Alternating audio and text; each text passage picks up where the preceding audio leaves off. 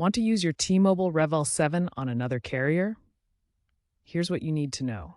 First, your REVVL 7 needs to meet T-Mobile's unlock requirements. For postpaid accounts, the phone must be fully paid off and the account in good standing for at least 40 days. Prepaid accounts require 12 months of active service. Make sure there are no active contracts or promotions blocking the unlock.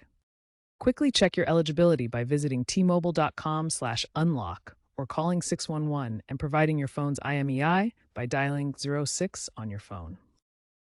Once you've confirmed your REVVL 7 is eligible, log into your T-Mobile account via tmobile.com/unlock, enter the IMEI, and follow the prompts to submit an unlock request. Prepaid users will need to pay a $10 unlock fee. Approval typically takes 1 to 2 days. Monitor the unlock portal for updates.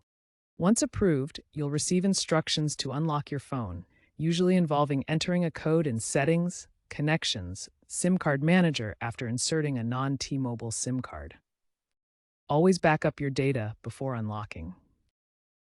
Test with the new SIM to ensure success, and contact T-Mobile support if issues arise.